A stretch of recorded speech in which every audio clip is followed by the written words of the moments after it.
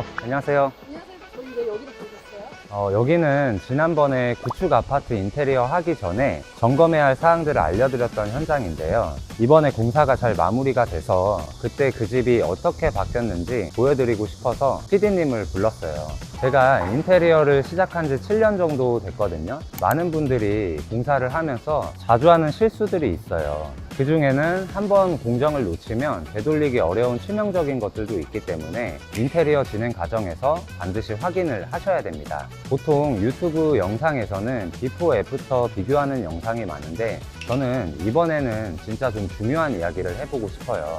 그래서 오늘은 일반인들도 쉽게 알 수 있는 인테리어 전 체크포인트 사항들을 알려드릴게요. 함께 올라가 보시죠.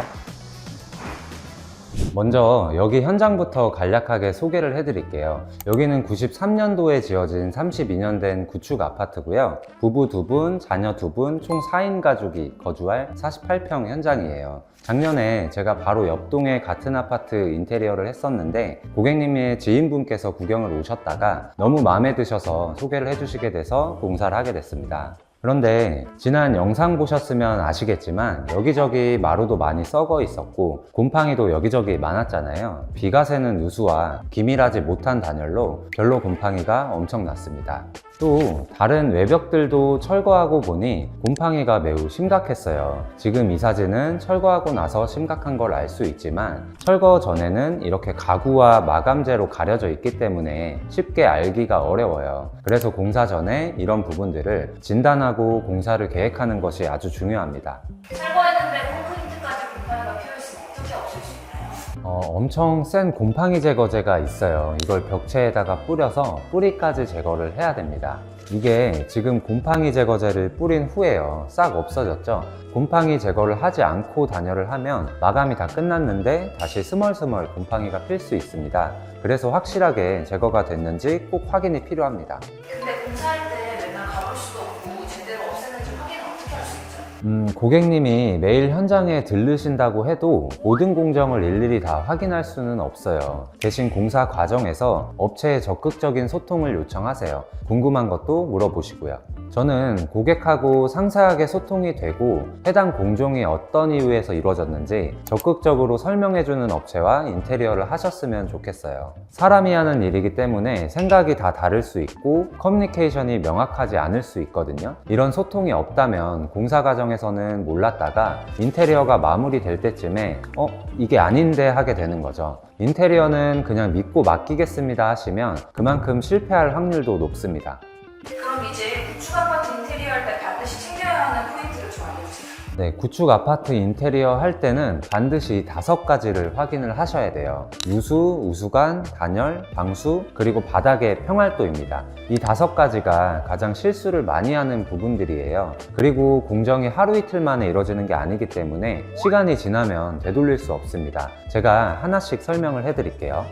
첫 번째는 누수입니다. 이 집은 샤시를 전부 교체했는데 얼마 전까지 비가 엄청 쏟아졌잖아요. 제가 사진 몇 장 보여드릴게요. 지금 보면 바닥이 다 젖어 있는데 이게 다 비가 새어 들어온 거예요. 실외기실에서도 마찬가지로 누수가 있었어요. 제가 실제로 옥상에 올라가서 확인을 해봤어요. 아니나 다를까 여기저기 크랙이 있더라고요. 비가 많이 쏟아질 때는 이런 틈들을 통해서 실내로 비가 들어오게 되는 거예요. 근데 이렇게 비가 들이쳐서 생긴 누수인지 아니면 윗집 배관 문제로 생긴 누수인지 혹시 구분할 수 있는 방법이 있을까요? 구분할 수 있는 방법이 있죠. 우선 비가 들이쳐서 생긴 누수는 가장 먼저 외부 샤시의 실란트 상태를 확인해 봐야 돼요.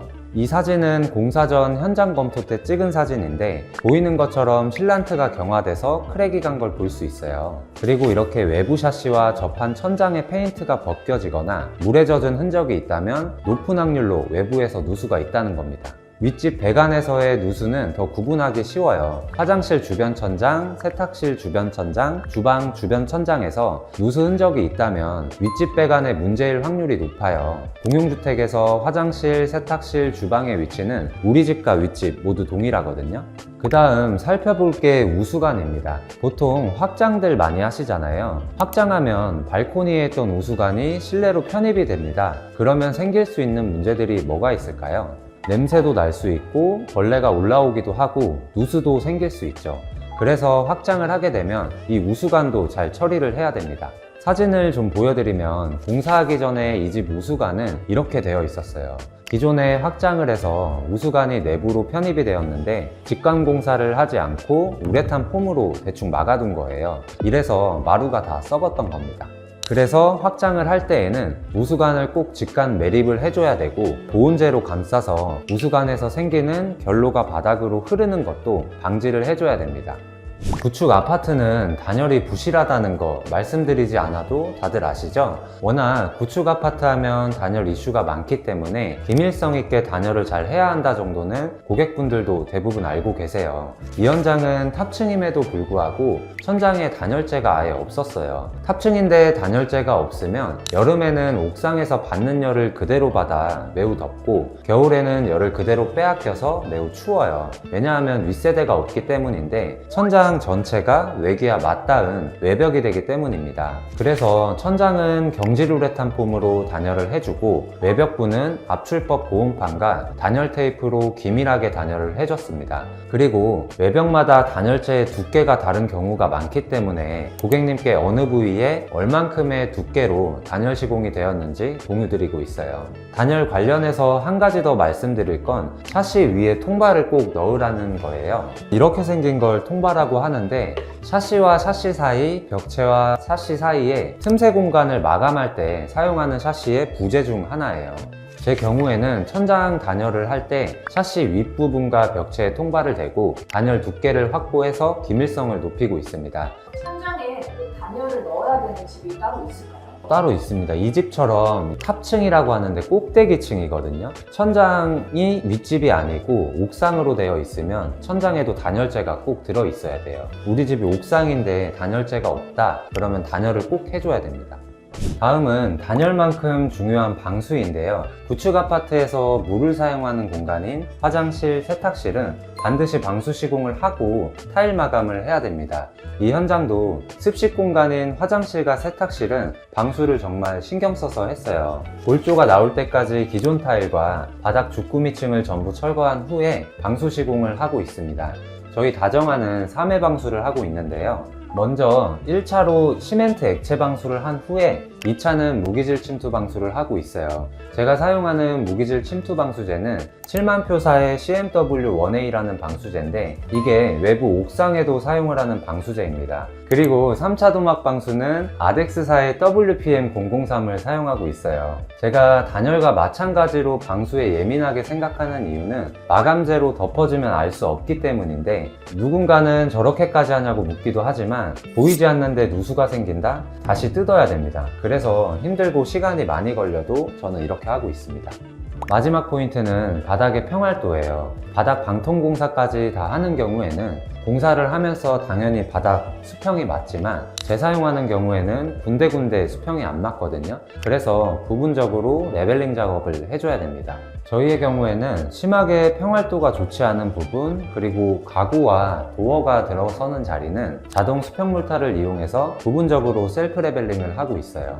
그럼 이제 이 집이 예전과 어떻게 달라졌는지 설명해주세요. 이 집은 구조 변경은 크게 없었고 아까 말씀드린 부분을 꼼꼼하게 챙기면서 기초공사에 많은 부분을 할애한 집이에요. 먼저 현관부터 설명드릴게요. 현관은 양쪽으로 신발장을 두어서 신발이 많은 고객님이 충분히 수납하실 수 있도록 계획을 했고 현관 문을 열면 안방 앞 코지 공간이 정면으로 보이기 때문에 슬라이딩 중문의 유리를 투명 백유리를 적용해서 좁은 현관으로 시선이 머물지 않도록 유도를 했어요. 그리고 입구방의 좌우측은 초등학생 따님 두 분이 각각 지내실 방인데요. 기성가구로 채울 수 있도록 가구는 최소화를 하고 춥거나 덥지 않게 지내실 수 있도록 기초공사에 신경을 많이 썼어요. 이사하시면 아주 따뜻하고 시원하게 지내실 수 있을 겁니다. 이 집은 전체적으로 화이트 톤의 따뜻한 분위기인데요. 거실과 다이닝으로 이어지는 벽면은 채도가 낮은 필름으로 마감을 해서 차분한 느낌을 더했습니다. 거실과 다이닝에 사용된 필름은 인쇼 필름의 플랫 아이보리입니다. 이곳은 탑층이고 나무가 잘 보이는 뷰가 너무 좋은 위치에 있어서 가족들이 함께 식사도 하고 이야기도 나눌 수 있는 다이닝 공간입니다. 좌우 폭이 좁아서 군더더기 없이 식탁 하나만 놓을 예정이에요.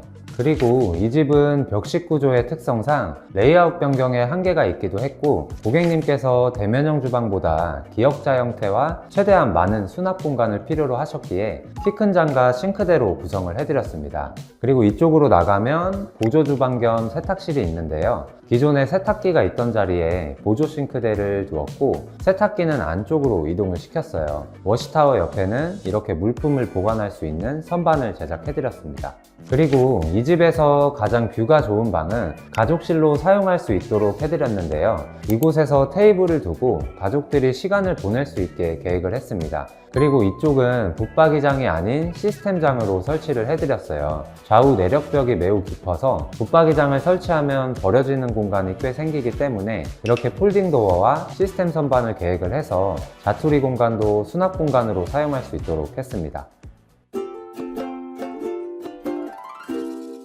오늘 영상 어떻게 보셨나요? 구축 아파트 리모델링은 그냥 겉만 예쁘게 꾸민다고 끝나는 게 아니에요. 기초부터 제대로 챙기지 않으면 결국 나중에 더 큰 돈이 들어가는 경우가 진짜 많거든요. 근데 대부분은 미리 알면 충분히 피할 수 있는 것들이에요. 그래서 인테리어 준비하실 땐 어떤 공정이 어떻게 진행되는지 기본적인 흐름 정도는 소비자도 꼭 알고 계시는 게 좋습니다. 그리고 한 가지 더 말씀을 드리면, 인테리어 하면서 제일 분쟁이 많이 생기는 게 마감이에요. 근데 이 마감도 선행공사가 잘 되어 있어야만 제대로 나오거든요. 결국 이건 다 시간과 비용의 문제인 거죠. 싸고 좋기만 한 인테리어는 없어요. 좀 비싸다 싶은 곳엔 다 이유가 있는 거니까 만약 너무 싸면 좀 의심을 해보셔야 한다, 이렇게 말씀을 드리고 싶어요. 오늘도 끝까지 시청해주셔서 감사드리고요. 앞으로도 인테리어 관련 다양한 꿀팁과 현장 리뷰로 찾아뵙겠습니다. 감사합니다. 다정한 임소장이었습니다.